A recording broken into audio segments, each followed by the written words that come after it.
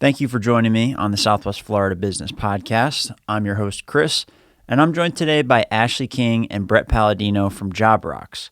So Jobrox is a pretty interesting concept. It's a freelance platform, and some of you know things like Fiverr or Upwork, but the real difference here is that this is the first platform that allows you to actually work and get paid in crypto. So that's the real kind of difference here, and we really dive into what goes into that, why they're taking this approach.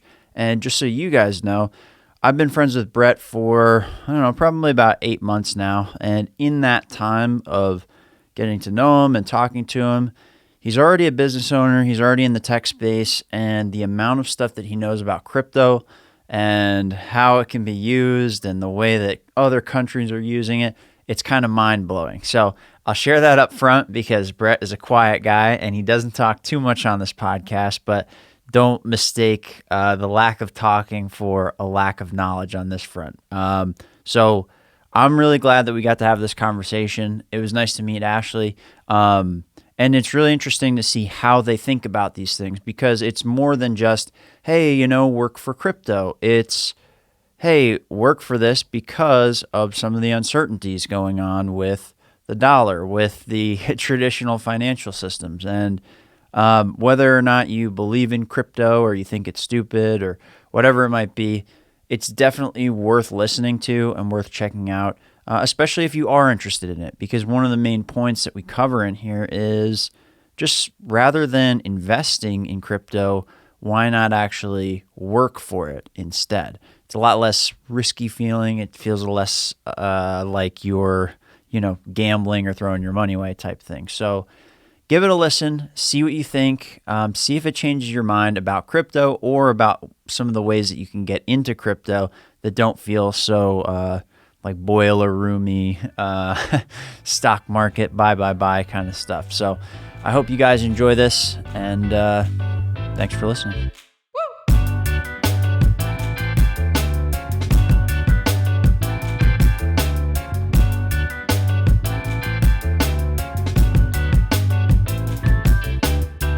This episode is brought to you by Southwest Florida Podcast.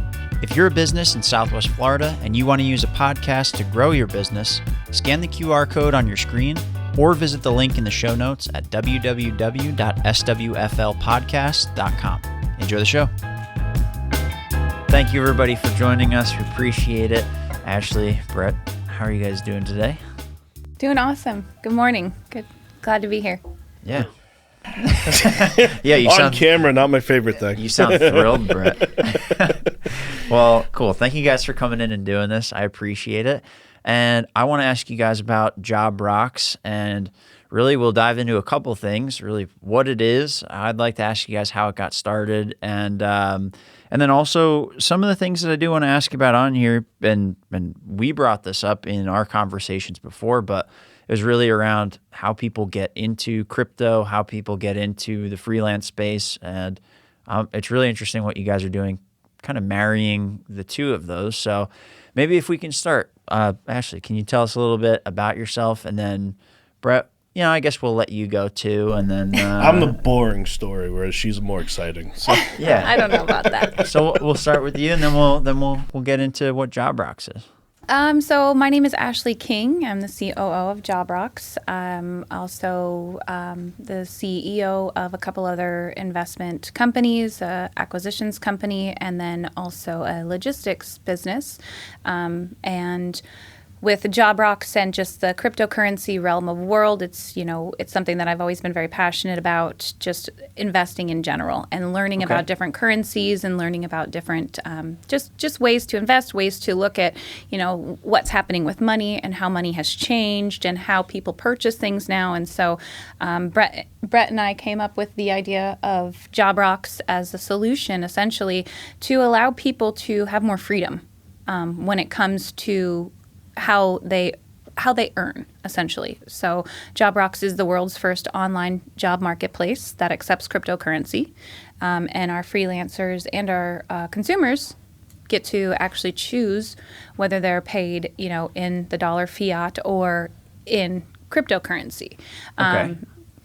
And so that's kind of, where we're starting and what we're looking at. We're really excited to be able to get, people, on board and rolling into that. Nice. All right, cool. And I have a bunch of questions that I want to ask you about kind of the freedom aspect and how you see money working and how you see it changing, especially from an investment angle and running multiple companies and being in the space for a while. So we'll kind of come back to that if that's all right with you.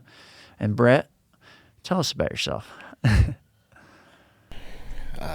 own a couple of software companies, mobile apps, web development, managed services. Sorry, I needed that.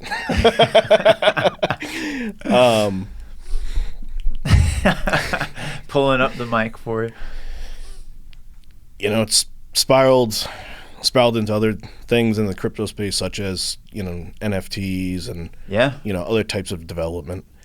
And then Ashley and I met,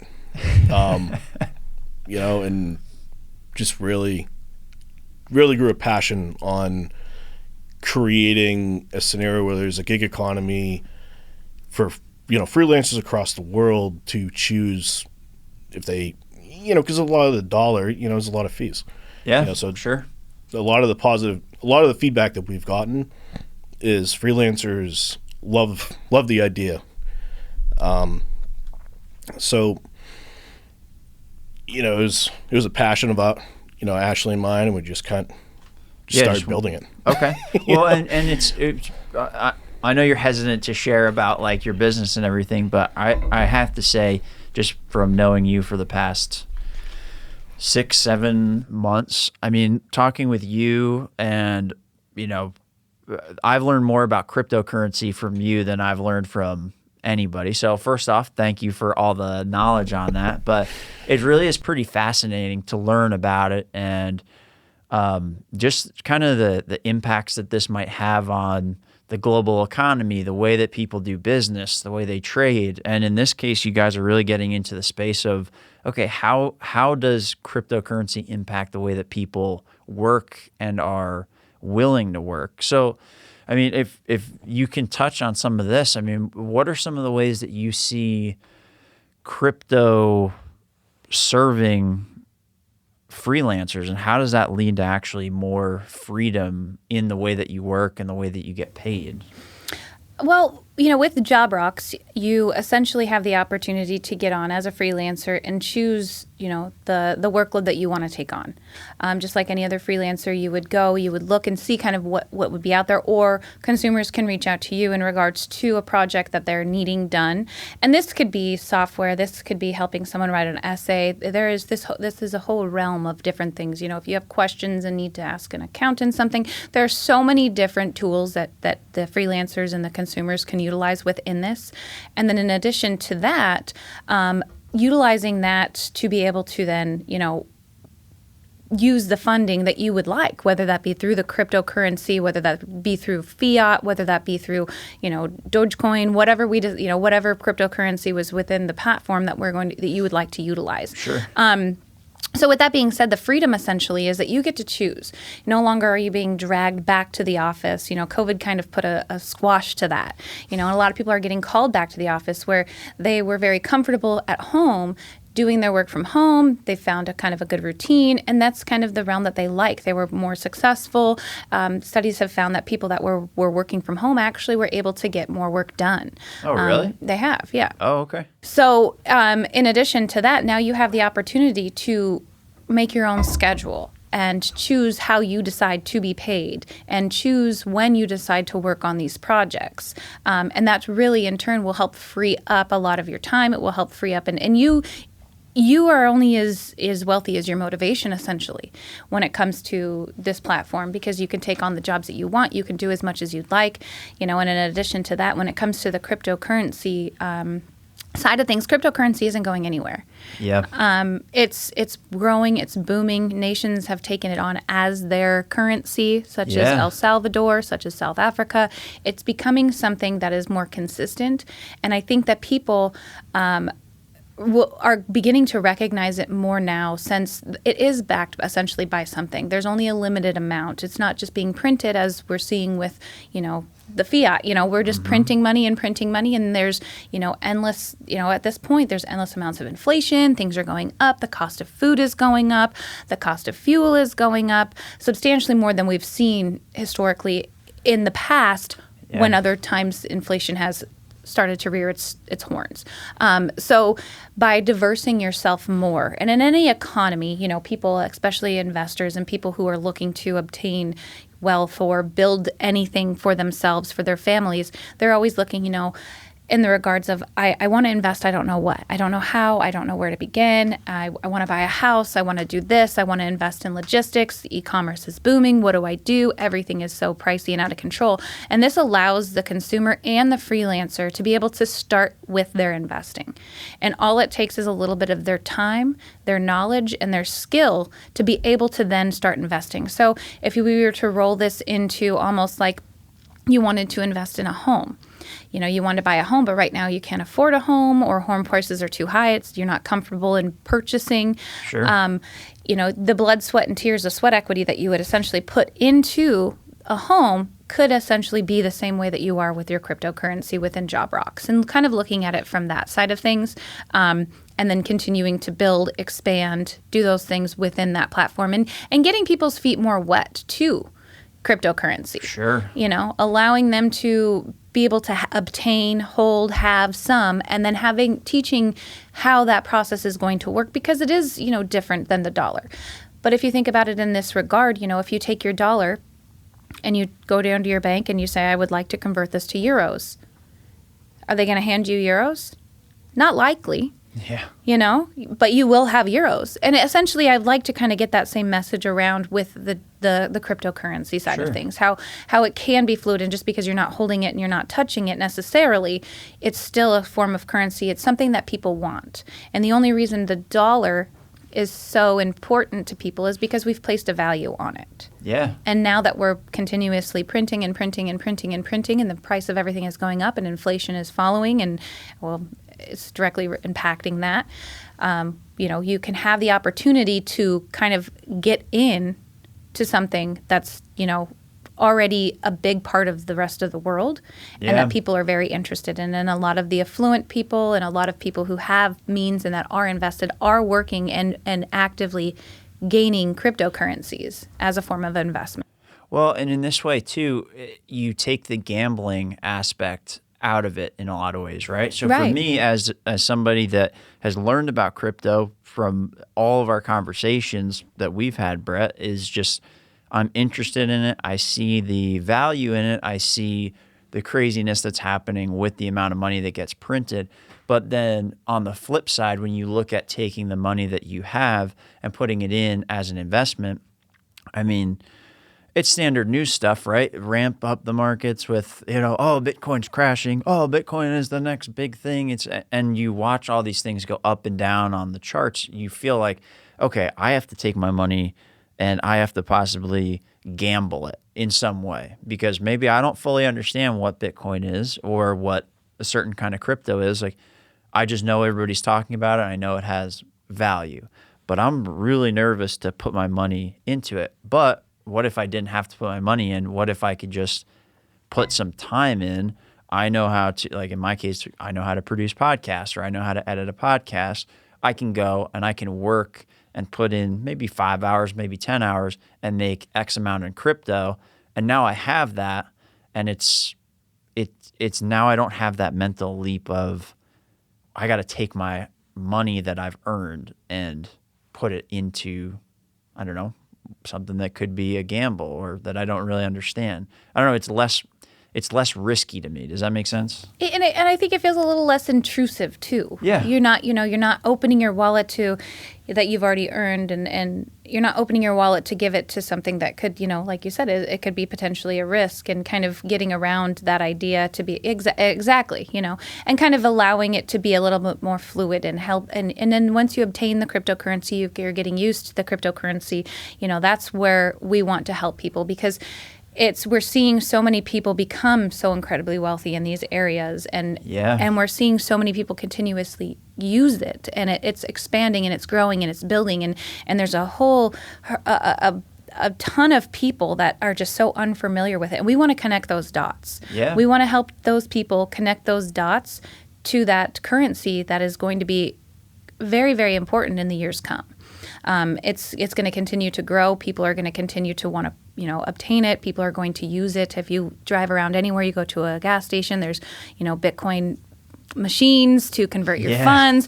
You can go into stores. You can purchase things with, cryptocurrency, Bitcoin now. And it's not going to go anywhere. So helping the people essentially to connect the dots.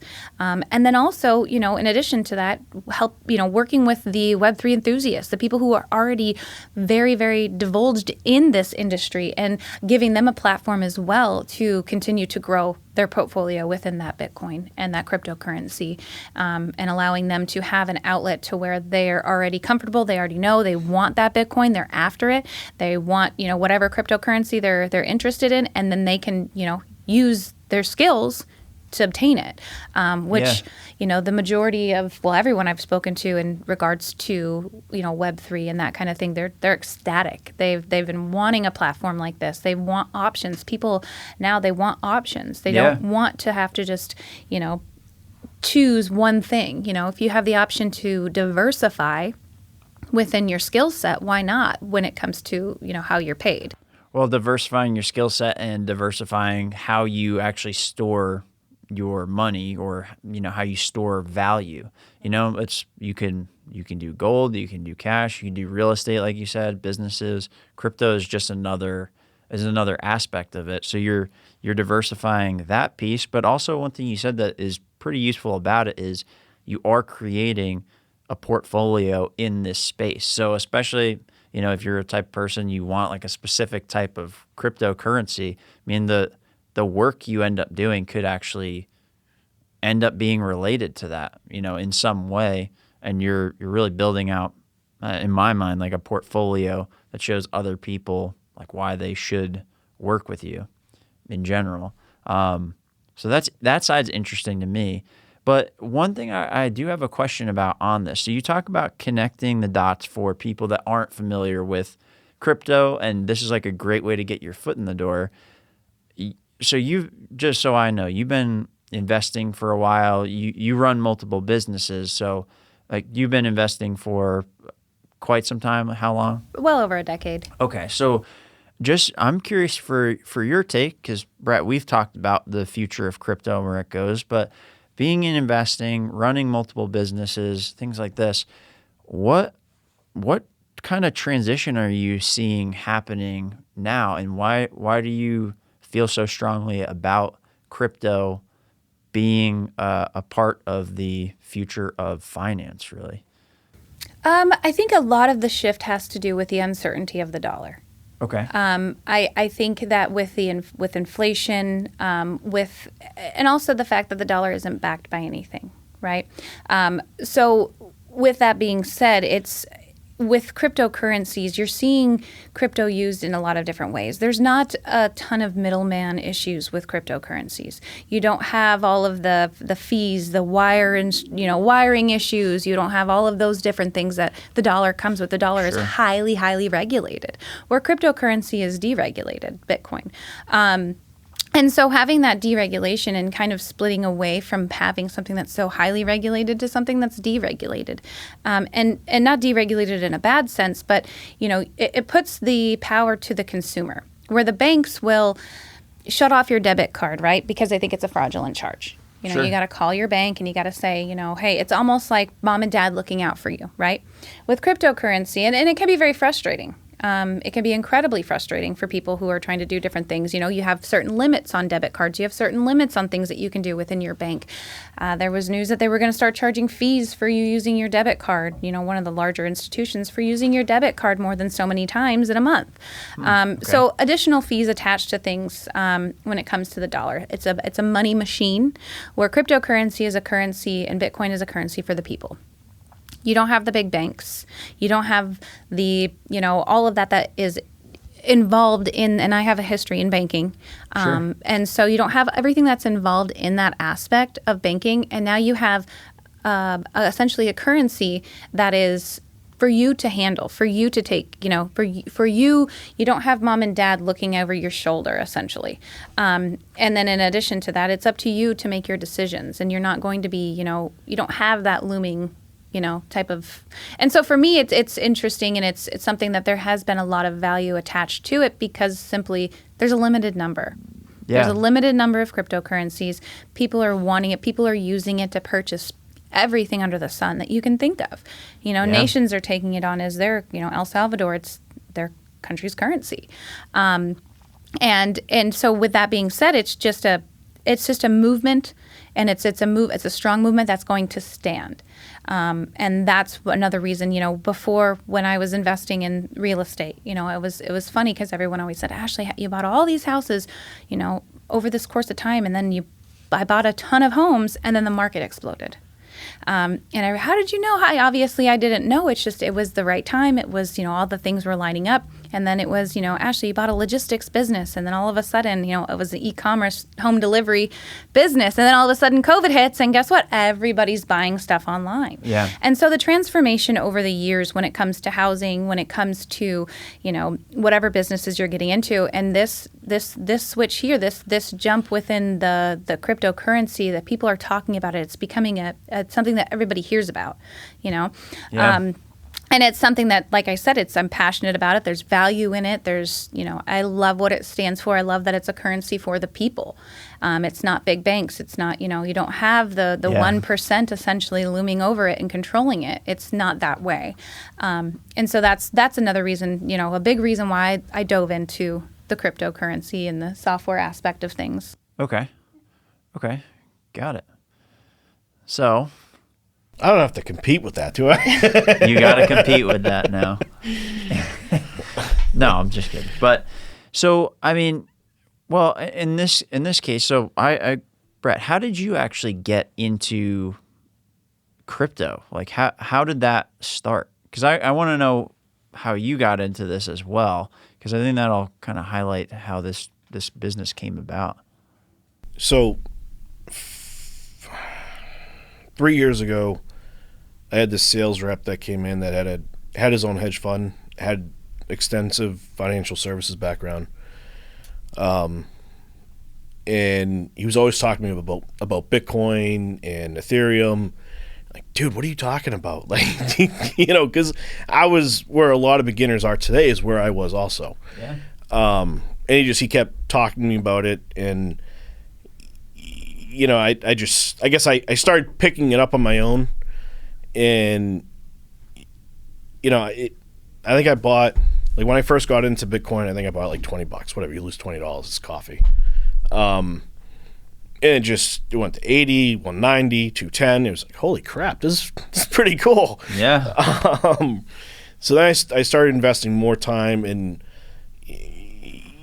because I've already been in the tech industry, so it wasn't much of a leap to start getting into the blockchains and the cryptos, and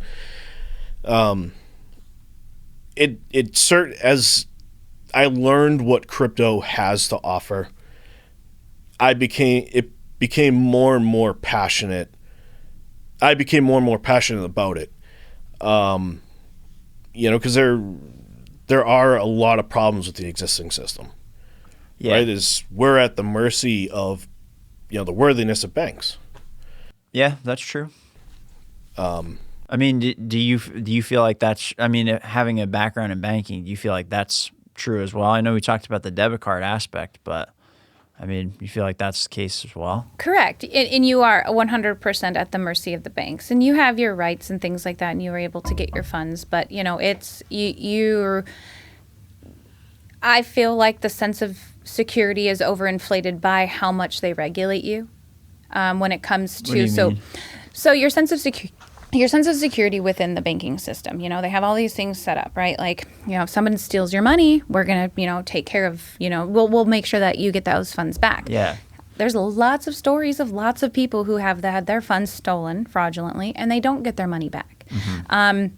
There's lots of stories of people trying to get into their accounts. They're locked out of their accounts. You have such a limited amount of control, for safety, right? Okay. And so essentially safety is what they're offering you. We're going to hold your money. We're going to make sure your money is safe. We're going to do these things. Well, it wasn't that long ago that the banks were just bailed out Yep. by our government. So how safe can you actually feel? Yeah, because they can kind of go in and do whatever they're going to do. You probably will have no idea. But I think most people don't think about it because most people just think of it like you have checking account and a savings account and there's X amount in there and, my paycheck comes in and then my bills come and then the money goes back out. They're not really thinking about much more than that. It's such a common practice now, right? And I'm not saying banks are not safe. Banks are safe, for what we're utilizing them for too. But you don't have the safety that you're being portrayed, Okay. right? So it's an overinflated sense of safety when it comes to banking. And with that same statement, you also have a lot of regulations. Right? You have a lot of things that you have to abide by when it comes to banking. When it comes to money, you have to every dollar that you're spending, they know. Yeah. Everything that you're doing, they know. Every amount of deposit that you're putting in, the banks know. And so you have this, like I said, the level of that feeling of safety essentially is partially because of all the regulations that you're under. Yeah. Whereas with the cryptocurrency, you don't have that. You're not being, it's not every portion of the coin that you're utilizing isn't being watched, isn't being tracked, isn't being followed, isn't, everything along those lines. They had a bill that they were going to pass that, now refresh my memory, but they were going to be looking into deposits into people's accounts. Really? And I can't remember the amount. Do you remember, Brett?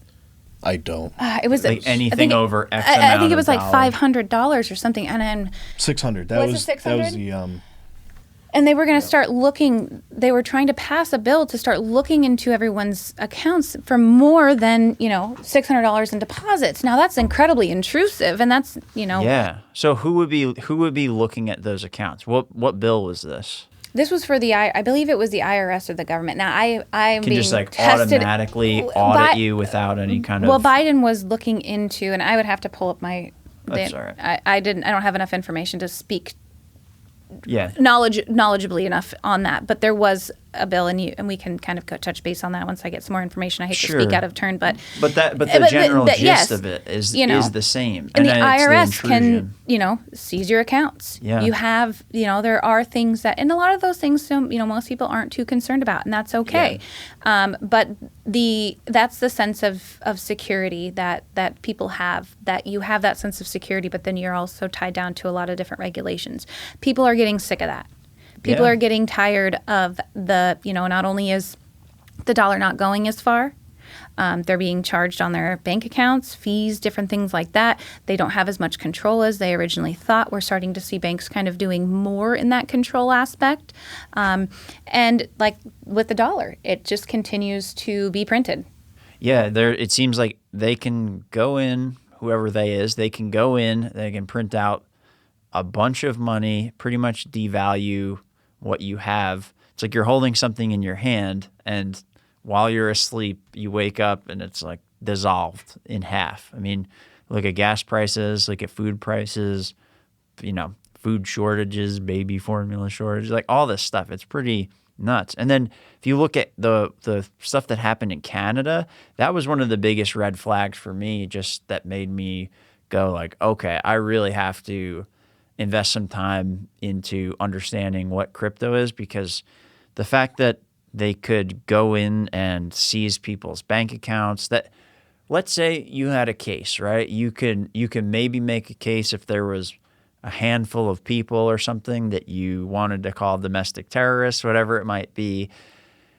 All right, I'm not buying it, but okay, I could see that. But seizing the accounts of some people that do a GoFundMe to the truckers to send them food and water and supplies, like that's really dangerous. You're getting into pretty bad historical zone. I mean, when this has happened in history, bad things have happened to a lot of people, and that was the biggest concern for me, is the on the control side is just the fact that somebody can go in and shut this stuff off. I was that woke me up.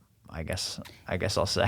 And Canada's always been known as being very friendly and a very, nice place to live. And you wouldn't think something of that from Canada. Because they're right here. Yeah. But in the same breath, that is exactly what the United States government can do. Yeah. There is not, at that point, within the banking systems, I mean, you have very little control, but you have a sense of a lot of control. And they have the rights to go in and they have the ability to go in and do what they want with your money. Whether it's, in a bank, in a safe, in a savings account, in a, whatever. You don't necessarily have all the control and all of the feeling of security that you think that you do. It's a very overinflated sense of security. And like I was explaining, they do that. They give you that overinflated sense of security by saying, we'll give you your money back if it gets stolen. We'll shut off your debit card if we think there's fraud. They do all these different things to make you feel secure when in actuality, if you have a movement or something that you are very passionate about and want to run with, just like the people up in Canada. Yeah. And then next thing you know, they're shut out of their own money that they've earned, that they've made. And that is something that can absolutely happen in the States. Sure. Yeah, they're right there. Everything runs very similar. You go to Canada, a lot of it looks exactly like it does here. They run the same kind of businesses and everything. Yeah, I just don't see all that much that could prevent that from happening here.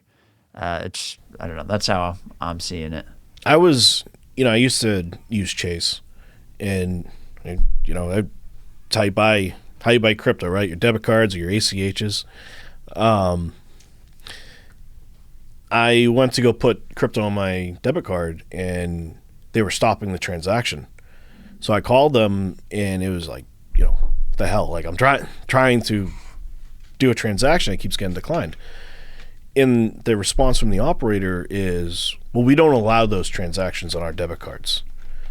So just by the pure fact that they can immediately stop your purchases, that in itself is too much control, because that's a gray area. Where is that line that is not allowed to cross if it starts there? I just think a lot of people, like we've been saying, just aren't thinking in terms of that, because what's the stat? Most Americans don't have like more than $500 in their checking account at any given time. It's like a good portion. So a lot of people aren't thinking about that control. So I think that's how you have a lot of people that just this isn't aware to. And even if you have more than that, you might not be thinking about what's the issue with that somebody can just shut this off. And with the crypto side, like we were talking about, a lot of people feel like, oh, well, I don't know how it works. I don't know how to transfer money. I don't know how to do all these things. And so that's a scary aspect too. That is one of the cool things about what you guys are doing, is that by being able to actually earn money in crypto, you have a stake in actually figuring out how that stuff works and, doing the transfers, finding the cold storage, transferring to cold storage, doing all these different things. I don't know, it's like a lesson in itself. I mean, the people that are going through, are you finding that they're actually like they're now understanding how the ecosystem of blockchain is like works, or they have a better understanding? Right. And I think that people get people are learning more about how the blockchain works, but like when you slide your debit card, you don't know what happens between that transaction and your bank account. You have no idea. Dollars leave the thing on my screen, and then that's you have the record of your purchase on your app or your bank account. You don't know what's going on in between that. Sure. And so when you set up and you're doing a cold storage, I look at a cold storage essentially, and I hate to say it because they're so different, but if for the time being, it's almost like a savings account. Yeah. It's a storage account. You have your, so it's essentially the same thing to that sense, very different in how it's utilized and things like that, but it can be as easily explained as a savings, a cold storage savings. And as you use your cryptocurrency, you just because you're buying something with crypto here, and it's leaving your crypto wallet and going there. It's essentially the same thing. Does it move differently? Yes. And that's the most beautiful part about cryptocurrency is how it moves and how it's stable. And understanding that type of process is challenging, the blockchain and how those things work. That's challenging, but it's not any more challenging than how I would explain to you how does the transaction happen from the pin pad to the bank. Sure. So in between that stuff, you know that it's safe. You know it's not going to get stolen. That's kind of the same along the same lines that we're trying to let people know. In between that transaction and your crypto, that is safe. And you have those safeties and those securities. It just moves differently. And so I think as people start to grow and the early adopters and the people who really start to get into this, those are the people that are going to amass a lot of wealth. They're going to get into it. They're going to use it. They're going to be the people who are the freelancers who are gaining cryptocurrency, who are working for cryptocurrency. And if they need to, be paid in the fiat, heck, you can do that too. You're not just stuck to the cryptocurrency. Sure. Let's say you have something that you need to buy or, you have to pay with the fiat, the dollar. You do a job in fiat, whatever, that's fine. Then do the rest in crypto. That's where we're giving the options. Sure. We're giving so many options to people in the sense that we're breaking it down to where it's simple enough to where it's not overwhelming like a Cheesecake Factory menu. But but you have the opportunity to do these things. And as time goes on and as the cryptocurrency gets more prevalent in today's world, that wondering what's happening in between the sliding the card and the transaction, I think that's going to fade, much like it has with the debit cards and the credit cards. Sure. And how those things work. And in relation to that, I guess the biggest point is why not use your skills to invest? Yeah. Why, aside from, the shaky dollar, and that's hard to swallow as well, because that's what people use. That's what people sustain. Everybody's, That's what we know. Speaking in the sense of, my opinion on what the dollar is going to do isn't relevant necessarily. It's, I can't see the future. If I could, I would not be sitting here. I'd be on a beach with a, mojito in my hand. Yeah. I wouldn't be here. But it is something that there are trends and you can look and you can see, and there have been nations who have done similar things with printing money and have crashed and crumbled. And I'm not saying that that's the future for, the United States, but a lot of people and enough people who are the earlier adopters see that cryptocurrency is very strong, and we have a lot of faith in it because we do know how strong it is. Sure. And we do know how desirable it is. And so if you have a skill, why wouldn't you use it to invest? Yeah. And learn into something new, even if you're totally fine with what's happening with the economy, even if everything's hunky-dory in your life. It would be silly to not learn about this because it's not going anywhere. It's almost like you not wanting to learn, your grandparents or parents not wanting to learn about computers, when the computers came out or smartphones, those types of things. No matter what, you're going to get inundated with it. The world's going to drag you along. It's going to happen, so you might as well be an early adopter. You might as well get in. You might as well start getting your piece of the pie before it's too late. Yeah. And we're allowing, and through this platform, we're allowing people to do that. We're allowing the consumer to come in, get a piece of the pie before it's too late. And, Bitcoin has, climbed tremendously. I was introduced to Bitcoin in 2014. I had a really good friend, and he was a friend of mine in middle school. Funny enough, he was like a mad scientist. He's a genius. And in 2014, he reached out to me and he says, Ashley, you've got to get on this Bitcoin thing. He's like, it's going to be the wave of the future, this and that. And I'm going to send you a Bitcoin, yada, yada, yada. He sent me a Bitcoin. I have no idea where it is. I have no idea where it is. Brett could kill me. No clue. This is in 2014. I don't remember. And, as the time went on, I was like, he sent me that Bitcoin. Where did that go? And all those things going through my head, And so I was, I was privy to the cryptocurrency world back then, but I was, I didn't take the information that was being given to me at the time Lord knows Yeah. I wish I would have. Sure. I kicked, Hindsight's 2020. And so now with it going the way that it is and continuing, and I did follow it, and I've always, picked up currencies and things like that because I've always dabbled in investments. My mother was a stockbroker. I was studying for my Series 7s when I was very young to be a broker, and I've always been very interested in numbers and just investing in general. Sure. Accumulating wealth, those types of things just they're fun for me. Sure.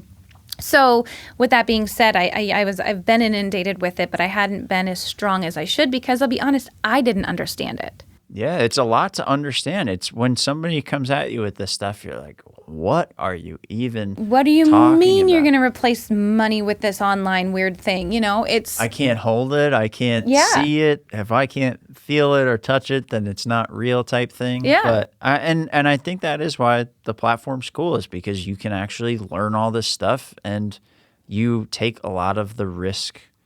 You're taking a lot of the risk out of the learning process for people. right, because you get to learn. You get the opportunity, like you're saying, to get in there, to earn the crypto, to learn it on your own. Yeah. And you're not taking your money and thinking, oh crap, I took $100 and I probably should have paid this or put that toward my credit card or whatever, and I put it into crypto and now crypto's down. If you wrote an essay for a college student and got some cryptocurrency, you're going to care kind of which way it goes?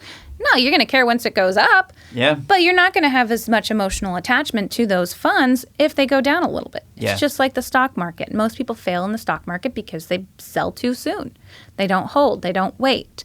And you do a lot of like emotion. It's all like emotional and, oh my God, what is going to happen? It went down a little Right. bit. I just wasted all my money and everything. Exactly. So if you see that $100, you turn it into crypto. You see that $100 go to $300, you're ecstatic. Yeah. You see that $100 go down to $57.32, it sucks. But if you trade $0, but maybe 4 hours of time, something like that. Right, which you would have probably wasted on YouTube or Facebook or Instagram or something, All of my YouTube time is very precise YouTube time. It's not a waste at all. I've never gone down a YouTube rabbit hole. It's never happened to me. We look through his phone and he's got pictures, like YouTube videos of cats. Just Yeah. all cats. Your history says something different. Yeah. I'm doing critical research for this show, okay?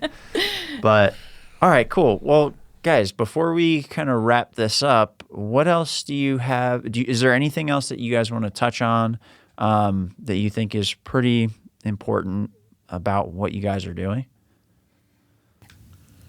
I really want to get the message out that this is an opportunity for people to connect with cryptocurrency. Mm-hmm. And an opportunity to do so without handing over their hard-earned dollar. And investing and looking, and so many people right now, because millennials are now growing to the age of home buying, and that's why we're having a home shortage. There's tons of people out there that are looking for homes, that are looking to get into. People always say the biggest investment that someone makes in their life is going to be their home purchase. A lot of people are struggling with that, right? Yeah. So if you can't invest in that, don't do nothing. Do something. Yeah. And invest your time a little bit in the crypto world and that crypto realm, and start to earn and start to, just because one door is shut at this time doesn't mean you can't start to venture into other opportunities, and then continue to grow and be able to have some sort of financial freedom, and also be diversified outside of what you already have with very little, depending upon what you take on, very little time, very little, effort. If it's already a skill set that I could write you a radio commercial or an advertisement or do, anything, or, what I Sure. mean? There's so many different things that you can do. If you think I don't have anything that I could do, give me a call and I'll tell you. I'll talk to you for 5 minutes and tell you exactly what you could, what service you could use on this platform. It's not just for software. It's not just for podcasts. It's not just for those things. It's for really anybody who has a service that they can offer and then be rewarded with the cryptocurrency side of things and continue to grow in that realm of things. Because like I said, it's not going anywhere. So you can either get on it now and start dabbling in it and start learning at no cost to you, or you can wait until it sweeps you away, because everybody's saying now, I wish I would have bought a house. I wish I would have bought a house. I wish I would have bought a house. Well, don't wish you would have got Bitcoin. Yeah. Come on, I'm telling you. Get in there. Do it. It is very important. It is something that I think that you would regret as much as you regret not buying that house. Yeah, agreed. There's also something to piggyback what you're saying. There's also the important component to understand that if you're using your debit card, right, you're halfway there to the digital currency because you're not handing over cash anymore. Yeah. Right. Yeah. Yeah. It's all digital at that point. And for freelancers, taking crypto, if you're going to do, I don't know, an SEO article, for example, for $100, and Bitcoin or Ethereum goes up, and that $100 is now $180. That one article, you're over what you wanted. And that's a win in itself. Your work, it just became an investment that had 2x the return, pretty much. Yes. Okay. Interesting. There's a lot of different things that we could spend. I could spend 4 days talking nonstop about what's unique and neat about the crypto realm of things. But I think just in those who are already the Web3 enthusiasts are already crunching. They're already excited and I think a lot of this is the people that I want to touch base with are those who have a significant amount of interest but don't know how. Well, I'm giving you the how. Yeah. You know how now. Yeah. So now there's no excuse. Let's get in it and let's all, transform and continue to grow and Brett and I helping to connect those dots for those people to be able to do that is something that, I know that we're both incredibly passionate about and, we both want to see other people doing well. And we have this, this platform and we know that it can really help change a lot of people's lives. Yeah. All right, cool. Well, where can people find you? Where can they sign up? Where can they learn more? The website, jobrox.com. It's kind of unique spelling, Jobrox, not CK. Cool. Jobrox.com. Nice. All right, cool. Yeah, and I'll throw the link in the show notes for everybody. So, guys, do you have anything else you want to touch on? Just remember, my job rocks. Your job sucks. Hey, I have a pretty good job, but I am going to sign up on Jobrox and offer some podcast editing on there. So awesome. Then maybe my job will rock too. And maybe it my won't job rock. won't suck after It that. won't suck. It sucks now. No, I'm kidding. It doesn't rock sucks. yet. It doesn't rock yet because we're not on Jobrox. Not until we get on Jobrox. All right, Sean, and I'm putting you on Jobrox too. You ready? All right, good. So cool. You got 2 new people to sign up for you right on the end of this podcast. Awesome. So, nice. I'm going to hold you to it. All right, fair enough. I appreciate it because I need to get in this space. I need to get earning some crypto. You don't miss the boat. Then I won't feel so shaky about investing money and doing all that stuff. Then I'll just do it. All right, I'll stop running my mouth now. Thank you guys for joining me. I really appreciate you coming. This was great. Thanks. Thanks, Chris.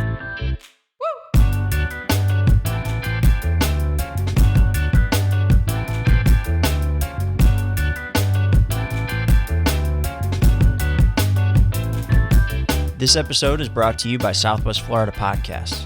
If you're a business in Southwest Florida and you want to use a podcast to grow your business, scan the QR code on your screen or visit the link in the show notes at www.swflpodcast.com.